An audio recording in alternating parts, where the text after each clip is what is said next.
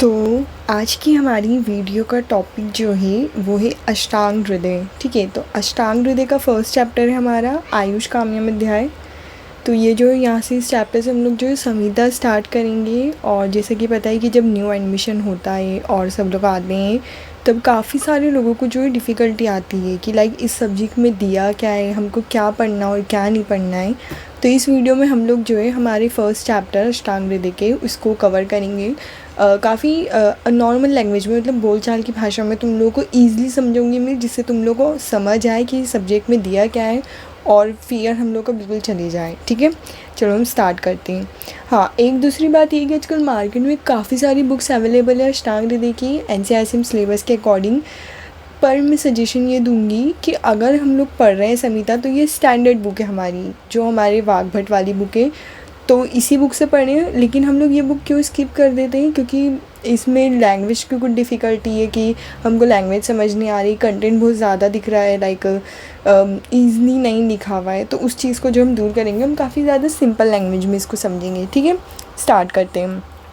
तो सबसे पहला जो है हमारा इसमें स्टार्ट होता है फर्स्ट चैप्टर मंगलाचरण दिया है जिसके अंदर। ठीक है, तो यहाँ से जो है सेकंड श्लोक हम स्टार्ट करते हैं जिसके अंदर बताया गया आयुर्वेद का प्रयोजन। क्या बताया गया? आयुर्वेद का प्रयोजन। तो श्लोक पढ़ लेते हैं हम। आयु काम्यमानेन धर्म अर्थ सुख साधनम आयुर्वेद उपदेशेषु विधेया परमादरा। ठीक है, तो आयुर्वेद का प्रयोजन मतलब जो आयुर्वेद है उसका प्रयोजन क्या है, तो उसमें बताया गया है कि धर्म अर्थ सुख, सुख मतलब काम नामक इन तीनों पुरुषार्थ। तो इन लोगों को बता दो आयुर्वेद के अंदर जो है 4 पुरुषार्थ होते हैं। कितने? आयुर्वेद के अंदर जो है 4 पुरुषार्थ होते हैं, धर्म अर्थ काम और मोक्ष। हमारा जो जीवन दिया गया है उस जीवन का मकसद ही यही है कि ये चारों पुरुषार्थ को प्राप्त करना। पर मोक्ष जो है वो तो हमको मृत्यु के बाद प्राप्त होगा, जब हम डेथ हो जाएगी हमारी, उसके बाद हम मोक्ष प्राप्ति कर सकते हैं। तो जो बचे हुए 3 प्रयोजन है, धर्म अर्थ और सुख, इन तीनों प्रयोजन को जो है हमको इस लाइफ के अंदर करना है। तो आयुर्वेद का प्रयोजन ही यही है। ठीक है, तो आयुर्वेद के जो तीनों पुरुषार्थ है उसकी प्राप्ति, इनकी जो प्राप्ति बताई गई है, धर्म अर्थ सुख, इन तीनों पुरुषार्थ का साधन मतलब प्राप्ति का उपाय जो है आयु है। हम इन तीनों चीज़ों को किससे प्राप्त कर सकते हैं? आयु से। आयु मतलब हमारी एज।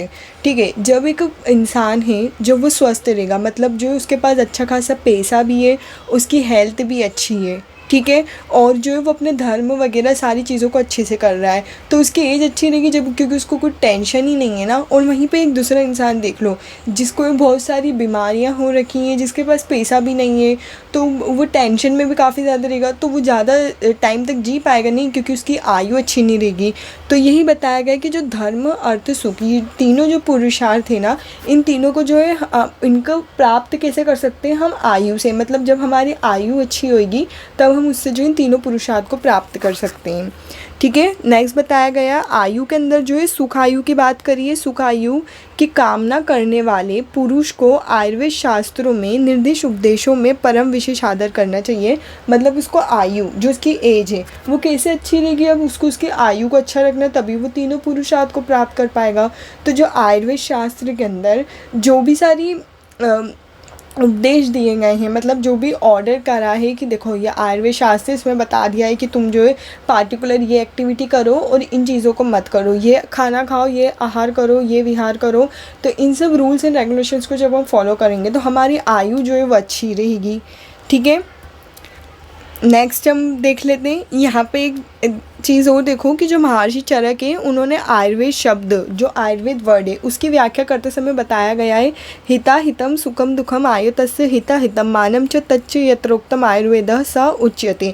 ये जो इम्पॉर्टेंट श्लोक है लाइफ टाइम काम आएगा, कभी इंसान नहीं भूलता है। आयुर्वेद में कोई एक ऐसा बच्चा है जिसको कुछ श्लोक नहीं याद है, ये तो ज़रूर याद होगा। ठीक है, तो इसके अंदर जो है महर्षि चरक ने दिया गया आयुर्वेद की डेफिनेशन बताई गई है। ये श्लोक बोलता है कि जिस शास्त्र में आयु मतलब एज, वो आयु कौन सी हो, अहित आयु मतलब जो अच्छी नहीं है, जो सुख आयु है या फिर दुख आयु का वर्णन हो, एवं आयु के हित और अहित, हमारी जो एज है उसके लिए अच्छा हित और अहित बुरा क्या है, इन सब का आहार विहार, आहार जो भी हम इंटेक कर रहे हैं फूड हमारे माउथ से, विहार जो भी हम एक्टिविटी करते हैं डेली रूटीन के अंदर जो सारी एक्टिविटी परफॉर्म होती है वो विहार है, इन सब, और औषधों का वर्णन हो और आयु का मान प्रमाण का निर्देश किया गया हो, साथ ही आयु का भी वर्णन हो, उसे जो है हम क्या कहते हैं, आयुर्वेद कहते हैं। ठीक है, यहाँ पे फर्दर जो डिस्क्राइब बताया गया, धर्म की डेफिनेशन क्या होती है, ठीक है, अर्थ क्या होता है, सुख क्या होता है, तीनों पुरुषार्थ का जो है डिफाइन किया गया है। हम ज़्यादा टाइम वेस्ट नहीं करेंगे, हम नेक्स्ट पे चलते हैं। नेक्स्ट जो है हमारा बताया गया श्लोक, ठीक है, मतलब नेक्स्ट जो हमारा बताया गया वो है आयुर्वेद का अवतरण। अब जो आयुर्वेद शास्त्र है वो शुरू कहाँ से हुआ, ठीक है, तो वो शुरू हुआ है, हम बात करते हैं सबसे पहले ब्रह्मा जी, जो ब्रह्मा भगवान है हमारे, जो ब्रह्मा जी हैं, उन्होंने सबसे पहले आयुर्वेद शास्त्र का स्मरण ध्यान करा और उसको जो है दक्ष प्रजापति को दिया। तो फर्स्ट वन कौन है, ब्रह्मा जी, सेकंड जो है वो है दक्ष प्रजापति। दक्ष प्रजापति से ब्रह्मा जी से ज्ञान किसके पास आया, दक्ष प्रजापति के पास, ठीक है। देन दक्ष प्रजापति ने जो है अश्विनो कुमार को पढ़ाया, तो थर्ड कौन हो गया, अश्विनो कुमार। अश्विनो कुमार ने जो है देवराज इंद्र, तो इंद्र कौन हो गए, फोर्थ नंबर पे आ गए, ठीक है। और इंद्र, देवराज इंद्र ने जो है उन्होंने आत्री पुत्र पुनर्वसु आत्रे, ये जो है फिफ्थ हो गए। फिर पुनर्वसु आत्रे के जो है 6 शिष्य थे, कौन कौन से 6 शिष्य थे, यहाँ पे नाम दिए गए हैं। इन 6 शिष्यों के नाम जो याद करना ज़रूरी है क्योंकि ये ऑब्जेक्टिव में आते हैं, ठीक है। तो ये हो गया हमारा आयुर्वेद अवतरण। कहाँ से स्टार्ट हुआ, ब्रह्मा जी से, ब्रह्मा जी के बाद दक्ष प्रजापति, दक्ष प्रजापति के बाद अश्विनो कुमार, अश्विनो कुमार के बाद देवराज इंद्र, देवराज इंद्र के बाद पुनर्वसु आत्रेय, और पुनर्वसु आत्रेय के 6 शिष्य थे। फिर जो है विभिन्न विभिन्न शास्त्र लिखे गए, तंत्रों का, आयुर्वेद शास्त्रों का विस्तार के साथ रचना की गई और बहुत सारे ग्रंथ लिखे गए, ठीक है।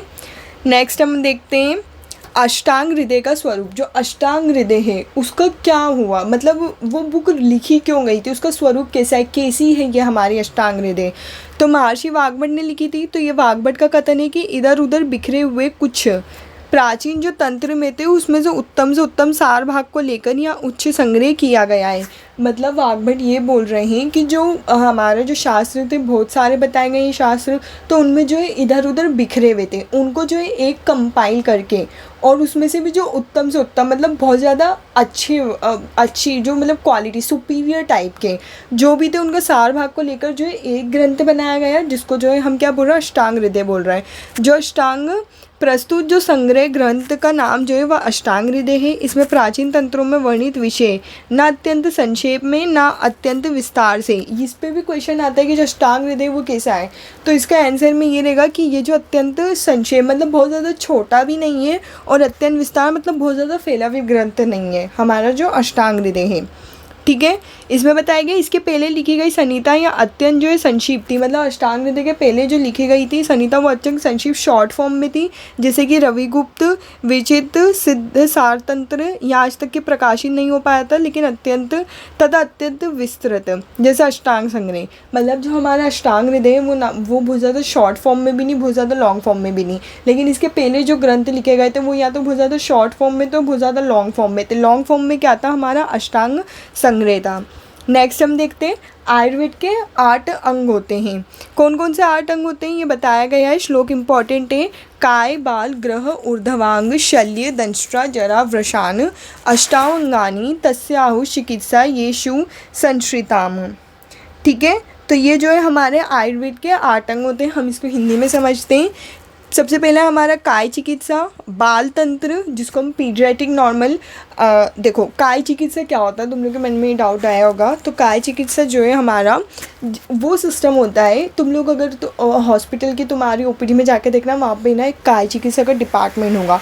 तो काय चिकित्सा बेसिकली हमारी एंटायर बॉडी सिस्टम से रिलेटेड जो भी चीज़ होती है, जो भी डिसीज़ हो रही है हमारी बॉडी के अंदर, जो हमारे पूरे एंटायर बॉडी सिस्टम से डील करता है, वो हमारा काय चिकित्सा के अंदर आता है, ठीक है। नेक्स्ट है बाल तंत्र, मतलब कौमार भृत्य, जिसको हम मॉडर्न से समझे तो वो था हमारा पीडियाट्रिक, ठीक है। नेक्स्ट हमारी ग्रह चिकित्सा, भूत विधा वगैरह, जिसके अंदर हम साइकाइट्री या साइकोलॉजी जो डिसीज़ होती हैं उनको हम इसके अंदर डील कर सकते हैं। उसके बाद है हमारा ऊर्ध्वांग चिकित्सा। ऊर्ध्वांग मतलब जो हमारी जत्रु मतलब क्लेवाइकल के ऊपर वाले जो पार्ट होते हैं उन सब पार्ट की जो चिकित्सा होती है क्लेवाइकल के ऊर्ध्वांग मतलब ऊपर वाले पार्ट की चिकित्सा, उसको जो हम शालक्य में आते हैं मतलब जो हमारा ENT हुआ, ENT क्या हुआ हमारा ENT हुआ। नेक्स्ट हमारा शल्य चिकित्सा। शल्य जो है वो हमारा सर्जरी कहलाता है। उसके बाद है दंशावेश चिकित्सा जिसके अंदर जो टॉक्सिकोलॉजी या फिर फॉरेंसिक साइंस है जो हम डील करते हैं। उसके बाद हमारी जरा चिकित्सा जिसके अंदर रसायन तंत्र है। और उसके बाद है वृष चिकित्सा जिसके अंदर हम वाजीकरण तंत्र की बात करते हैं। ठीक है, तो ये एक एक को डिटेल में दिया गया, हम डिटेल में नहीं पढ़ेंगे क्योंकि मैंने ऑलमोस्ट सारी चीज़ें कवर कर दी हैं। नेक्स्ट है हमारा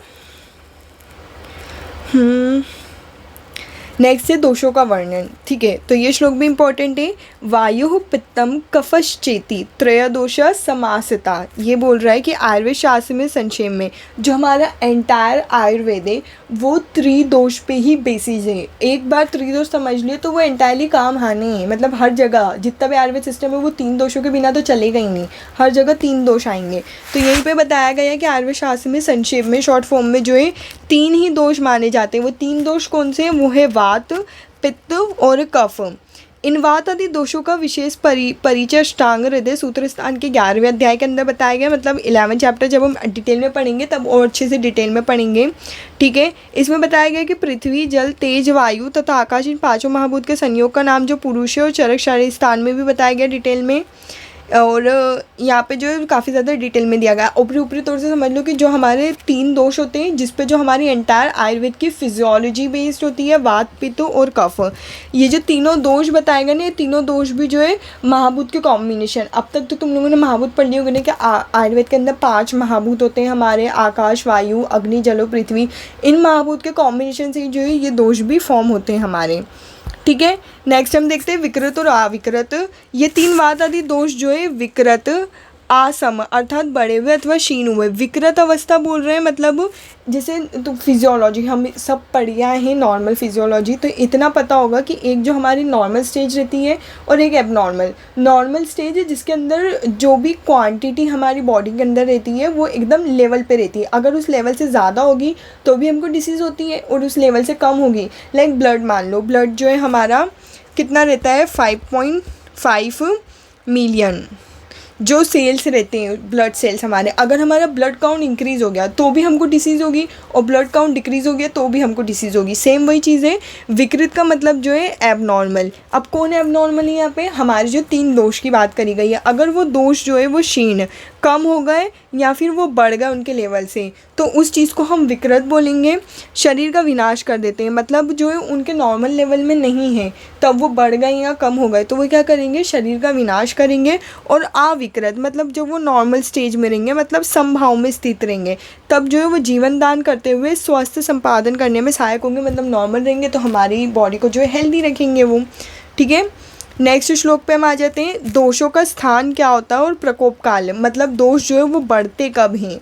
ठीक है, ये तीनों जो वात आदि दोष जो है वो समस्त शरीर में व्याप्त रहते हैं, मतलब हमारी पूरी एंटायर बॉडी में रहते हैं। ऐसा कोई पार्टिकुलर स्थान नहीं बताया गया, आगे डिटेल में पढ़ोगे तो मैं बताऊंगी क्या उनके लोकेशन होती है। समस्त शरीर में व्याप्त रहते हैं। फिर भी नाभि से निचले भाग जो हमारी अम्लाइकल कॉर्ड है ना उसके नीचे वाले भाग के अंदर जो है वायु रहती है। नाभि और हृदय मतलब जो हमारी अम्लाइकल कॉर्ड और हार्ट के मध्य भाग के अंदर जो कौन रहता है? पित्त रहता है। और हृदय के ऊपर मतलब हमारे हार्ट के ऊपर वाले भाग में कौन रहता है? कफ, आश्रय स्थान रहता है। ये जो मोटा मोटा तौर पर बताया गया है, हम आगे के चैप्टर में डिटेल से पढ़ेंगे। देन जो वय आदि के अनुसार काल बताया गया, वय दैट इज़ अ एज के अकॉर्डिंग जो काल बताए गए हैं। यद्यपि ये दोष सदा गति क्रियाशील करते हैं। जो हमारे तीनों दोष हैं वो हमेशा गति करेंगे, मतलब मूवमेंट करेंगे हमारी बॉडी में, एक जगह बैठे नहीं रहते हैं ये। ठीक है ना। तद्यपि वयस के अनंत काल वृद्धावस्था मतलब जो ओल्ड एज रहती है उस एज के अंदर, वयस के मध्य मतलब जो हमारी एक मिडल एज होती है ना हमारी वो वाली, और वयस के आदि मतलब जो हम जब हम छोटे रहते हैं बाल्य अवस्था में, और दिन रात जब भोजन कर चुके हैं, भोजन के अंत में, मध्य में या फिर भोजन के स्टार्टिंग में, इन दोषों की जो है गति डिफरेंट होती है। ठीक है, तो क्या बताया गया है देखो, जो सीक्वेंस था हमारा क्या था कि हमारा हार्ट के ऊपर कफ है, सेंटर के अंदर जो पित्त है और नाभि के नीचे जो है वात है। तो हमारा सीक्वेंस क्या हुआ, कफ, पित्त और वात। इसको हम इसी सीक्वेंस याद रखेंगे कि जो हमारे दिन के स्टार्टिंग में सबसे ज़्यादा क्या रहता है, कफ, रात्रि के स्टार्टिंग में सबसे ज़्यादा क्या रहता है, कफ, और भोजन जब हम कर रहे हैं उसके स्टार्टिंग में क्या रहता है, सबसे ज़्यादा कफ रहता है। ठीक है, और क्या है हमारा, हाँ, जब हमारी एज के हिसाब से भी जब हम बाल्य अवस्था में रहते हैं सबसे ज़्यादा क्या रहता है, कफ। उसी तरह भोजन के मध्य में पित्त सबसे ज़्यादा रहता है। उसके बाद जब हमारी वय मतलब जो एज है, जो मिडल एज है, उसमें सबसे ज़्यादा पित्त रहता है। और जो हमारे रात्रि के मिडिल में पित्त बढ़ा हुआ रहता है, दिन के मिडल में पित्त बढ़ा हुआ रहता है। फिर हमारा वात आता है। वात बोल रहे हैं हमारा कि जो हमारी एज है, उस एज के लास्ट एज जो वृद्धावस्था, जो ओल्ड एज है, उसमें वात बढ़ा हुआ मिलेगा हमको। खाना खाने के एकदम लास्ट में वात बढ़ा हुआ मिलेगा, दिन के लास्ट में और रात्रि के लास्ट में भी वात बढ़ा हुआ मिलेगा। ठीक है, तो ये जो यहाँ जितनी भी हिंदी लिखी थी ना, इसको मैंने यहाँ बोल के शॉर्ट फॉर्म में समझा दी है, ये समझ आ गई होगी। नेक्स्ट हम देखते हैं दोषों का अग्नि पर प्रभाव। एक जो हमारी, जिसे हम मॉडर्न के अंदर बात करते थे कि हमारे डाइजेस्टिव जूस वगैरह होते हैं, लाइक HCl वगैरह होता था जो डाइजेशन कराता था पेट के अंदर, बट आयुर्वेद के अकॉर्डिंग जो है हमारी जो अग्नि प्रेजेंट रहती है, जैसे कि तुमको पता होगा ना, अपन जब खाना बनाते हैं तो जब हम उसको गैस पे रखते हैं, चूल्हे पे चढ़ाते हैं, तो वो भी तो अग्नि ही देती है ना, तो वो अग्नि उसको पचा रही है हमारे खाने को बाहर। ऐसी हमारी सिमिलर बॉडी के अंदर अग्नि प्रेजेंट रहती है, हमारे मेनली स्टमक एरिया मान लो, वहाँ पे एक अग्नि प्रेजेंट रहती है, जाठर अग्नि। ठीक है, तो वो अग्नि जो है वो इंटरनली जो है वो भी खाने पे प्रभाव डालती है, इन दोषों पर भी, मतलब एंटायर बॉडी पे प्रभाव डालती है। अभी हम सिर्फ दोषों की बात करते हैं। तो जो वात आदि दोषों के प्रभाव, मतलब जो बड़े में हैं से अग्नि जो है वो भी दोषों के क्रमवात आदि दोषों से जो है विषम हो जाती है। जब हमारे दोष जो है, जैसे हमने बात करा था, वो नॉर्मल स्टेज में तो नहीं है, एबनॉर्मल स्टेज में, मतलब बड़े में हैं। तो जब वो बड़े में रहेंगे तो उन बड़े हुए दोष जो है वो अग्नि को भी डिस्टर्ब कर देंगे कि अरे यार, वो एक क्लास में बच्चा रहता है ना कि एक बच्चा डिस्टर्ब कर रहा है तो दूसरा जो पढ़ने वाला बच्चा है वो भी डिस्टर्ब हो रहा है। सिमिलर ऐसा है कि वात दोष जो है वो त्रिदोष जो है वो डिस्टर्ब हैं। तो त्रिदोष डिस्टर्ब है तो इस वजह से अग्नि भी जो हमारी डिस्टर्ब हो रही है। ठीक है, उसको हम क्या बोल रहे हैं, विषम बोल रहे हैं। पित्त दोष से जो है तीक्ष्ण। तो डिफरेंट दोषों से जो है वो अग्नि को डिफरेंट नाम दिया है। जैसे कि जो क्रम से जो वात दोष है, वात दोष से डिस्टर्ब होकर वो क्या कहलाएगी, विषम अग्नि कहलाएगी। पित्त दोष से जो है वो तीक्ष्ण अग्नि कहलाएगी और कफ दोष से जो है वो मंद अग्नि कहलाएगी। और इन तीनों के सम मात्रा, जब दोष जो है वो सम रहेंगे तो अग्नि भी जो है वो सम प्रमाण वाली कहलाएगी। ठीक है, नेक्स्ट हम बात करते हैं कोष्ठ की। कोष्ठ को जो है एक कैविटी से समझो। अगर हम मॉडर्न में कंपेयर करें तो कोष्ठ क्या होता है, कोष्ठ जो है कैविटी, जैसे कि हमारे एब्डोमिनल कैविटी होती है, थोरेसिक कैविटी होती है। ठीक है, इस तरह से। तो दोषों का जो उन पर क्या प्रभाव होता है कोष्ठ पर, तो जाठर अग्नि की भांति कोष्ठ भी जो है वात आदि दोषों से। अब दोष का इम्बैलेंस है तो दोष कहीं ना कहीं तो होंगे ना, तो वो इन कैविटी में ही प्रेजेंट रहेंगे। तो जब दोष और अग्नि और कोष्ठ इनका क्या इम्बैलेंस होगा उसका बताया गया ही कि जो हमारे वात आदि दोष है। ठीक है, तो यहाँ पे सिर्फ वात दोष है। वात दोष की वजह से वो कोष्ठ कैसा हो जाएगा, क्रूर हो जाएगा, एकदम जो कठोर टाइप का होता है ना वो। पित्त दोष की वजह से मृदु हो जाएगा, मतलब एकदम सॉफ्ट हो जाएगा। और कफ दोष की वजह से जो है मध्यम नॉर्मली रहेगा। और तीनों दोष के सम रहने पर भी जो है सारे कोष्ठ कैसे रहते हैं, वो भी सम रहेंगे, मतलब कैविटी जो है वो सम रहेगी। नेक्स्ट हम देखते हैं दोष से गर्भ प्रकृति का वर्णन। गर्भाधान काल में माता पिता के आर्तव और शुक्र की अधिकता उपस्थितियाँ वर्तमान उक्त तीनों वात आदि दोष के अनुसार क्रमशः गर्भ की 3 प्रकृतियाँ बनती हैं। देखो, अब जो ये दोष जो है ये हमारी बॉडी के अंदर कैसे आए।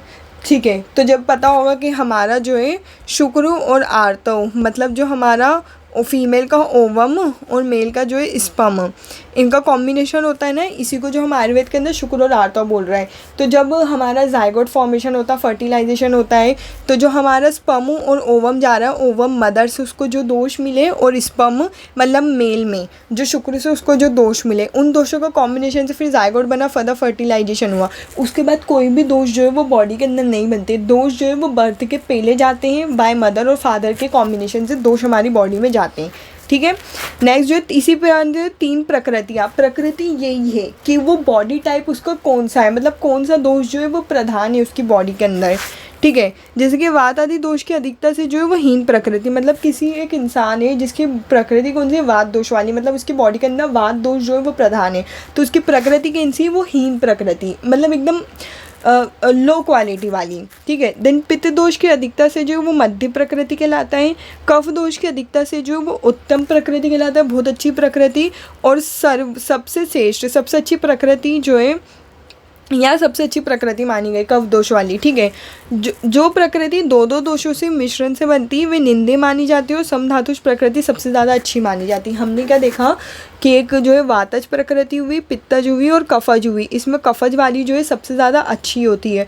उसके बाद दो दो कॉम्बिनेशन, मतलब वात पित्त मिल गया, वात कफ मिल गया, या फिर पित्त कफ मिल गया। इन दो दो को दोषों के कॉम्बिनेशन से भी प्रकृति बनती है। और मेजरली पता है जो सबसे ज़्यादा प्रकृति जो है वो द्वंद्वज प्रकृति ही पाई जाती है। लाइक मुझ में, तुम में, अपन सब में बहुत कम ऐसे लोग रहते हैं, एक दोषज तो मिलती ही नहीं है, और सब दोषज जो है बहुत रेयर नहीं मिलती। मैक्सिमम लोगों में जो है वो द्वंद्वज प्रकृति मिलती है, ठीक है। तो द्वंद्वज प्रकृति ये कैसी होती है, निंदित होती है, या अच्छी प्रकृति नहीं होती है। उसके बाद जो है सम दोषज, जिसके अंदर वात पित्त कफ सब जो है तीनों दोष आना है इक्वल क्वांटिटी में, तो वो प्रकृति सबसे ज़्यादा अच्छी होती है, ठीक है। उसके बाद हम देखते हैं वात दोष। अब वात दोष के गुण देख लेते हैं, श्लोक इंपॉर्टेंट है। तत्र रुक्ष लघु शीत खरा सूक्ष्म चलो अनिला। वात दोष जो है हमारी बॉडी के अंदर, उसकी क्वालिटीज़ क्या होती है, वो रुक्ष होता है, वो लघु होता है, शीत होता है, खर होता है, सूक्ष्म होता है और चल होता है, ठीक है। मतलब चल जो गति करने वाला होता है, ये जो वात दोष के गुण हैं। उसके बाद जो है पित्त दोष के गुण, पित्तम सासने तीक्ष्णम लघु विश्रम सरम द्रवम। कुछ स्निग्ध होता है, तीक्ष्ण होता है, उष्ण होता है, लघु होता है, विश्रम होता है, मतलब आम गंध वाला होता है, सर होता है जो मूवमेंट करने वाला है। उसके बाद कफ दोष के गुण देख लेते हैं। स्निग्ध शीतो गुरु मंद श्लक्षणो मृत्सन स्थिर कफः। स्निग्ध होता है, शीत होता है, गुरु होता है, मंद होता है, श्लक्षण होता है, मृत्सन होता है और स्थिर होता है।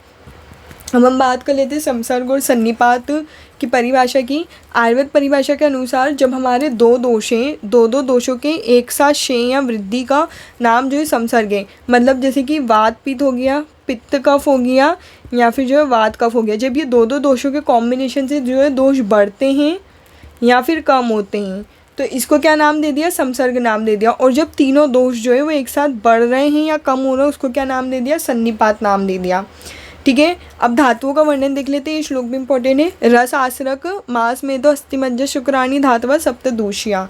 आयुर्वेद शास्त्र के अंदर जो धातु होती क्या है, जिसको नहीं पता है बिल्कुल आयुर्वेद, उसके लिए जो हमारी बॉडी के अंदर जैसे ब्लड होता है, लिम्फेटिक फ्लूइड होता है, जो हमारी मसल्स होती है, बोन्स होती हैं, जो हमारा बोन मेरो होता है, तो ये मॉडर्न के हिसाब से वैसे आयुर्वेद के अंदर जो है 7 धातु बताई गई है। कितनी, 7 धातु। इसको सीक्वेंस में ही लर्न करना है। कौन कौन सी 7 धातु होती है, रस होती है, रक्त होती है, मांस, मेद, अस्थि, मज्जा, शुक्र, ये 7 धातु होती हैं, ठीक है। जब ये वात आदि दोषों द्वारा दूषित, क्योंकि हमारे दोष जो है वही पूरी फिजियोलॉजी को कंट्रोल कर रहे हैं, जब वो दोषों के अंदर गड़बड़ी हुई तो वो इनको भी गड़बड़ कर देंगे। तो जब उनसे जो है दूषित हो गई है धातु, तो ये जो है दूष्य कहलाती। इस पर भी क्वेश्चन बनता है कि धातु दूष्य कब कहलाती, कब, जब दोष उनको जो है दूषित कर देते हैं, ठीक है। उसके बाद मल, जो बॉडी वेस्ट होते हैं, अनवांटेड सब्सटेंस हमारी बॉडी के अंदर, उसको मल बोलेंगे। 3 प्रकार के मल बताए गए हैं आयुर्वेद में। मूत्र होता है, पुरीश हमारा फीकल मैटर होता है, और स्वेद होता है हमारा, ठीक है। नेक्स्ट हम देख लेते हैं दोष धातु मलों की वृद्धि और क्षय। जब दोष धातु और मल इन सब की वृद्धि और क्षय हो जाएगा, उसके बारे में। शरीर से संबंधित उपवात आदि दोष रस आदि धातु और मलों के समान गुण धर्म वाले पदार्थ। मतलब एक चीज़ याद रखना, जो हमारा आयुर्वेद का सिद्धांत है वो किस पर आधारित है, वो हमारा जो है सामान्य और विशेष सिद्धांत पे जो है वो आधारित होता है। सामान्य मतलब सेम हो, और विशेष मतलब जो है जो डिफरेंट है। अब देखो, फॉर एग्ज़ाम्पल तुम लोगों को सर्दी हो रही है, ठीक है, तो सर्दी हो रही है तो हम ठंडी चीज़ खाते हैं या गर्म चीज़ खाते हैं, तो क्या खाते हैं हम, गर्म चीज़। तो ये अपोजिट हुआ ना, कि सर्दी के अपोजिट क्या हुआ, गर्म चीज़ हुई, तो इसको हम बोलेंगे विशेष। उसी तरह जब हमको कोई सी डिसीज़ होती है तो हम उसके डिफरेंट चीज़ों का यूज़ करते हैं, ठीक है। और जब कोई सी चीज़, जैसे कि मान लो कि कोई एक इंसान है, लाइक उसके अंदर जो है वो बहुत दुबला है, उसके शरीर के अंदर मांस की कमी है, तो उसको हम मांस खिलाएंगे तो उसकी मांस धातु की वृद्धि होगी। तो ये क्या हो गया, हमारा सामान्य हो गया। इसी चीज़ को बताया गया है कि जब उसके मलों के, जब किसके, जब दोषों के रसों और धातु और मल इन सब के समान, मतलब सिमिलर, उनकी क्वालिटीज़ गुण धर्म वाले पदार्थों का सेवन करते हैं, तो उनकी जो है वृद्धि होती है वो बढ़ने लगता है। और जब उनके अपोजिट हम गुण वाली चीज़ों का सेवन करेंगे तो उनका जो है क्षय कम होने लगेगा, ठीक है। उसके बाद हम देखते हैं नेक्स्ट टॉपिक है, नेक्स्ट जो है रसों का वर्णन है, इसको जो है हम नेक्स्ट वीडियो के अंदर देखेंगे। वीडियो पसंद आएंगे हो तो लाइक करना, शेयर करना, सब्सक्राइब करना।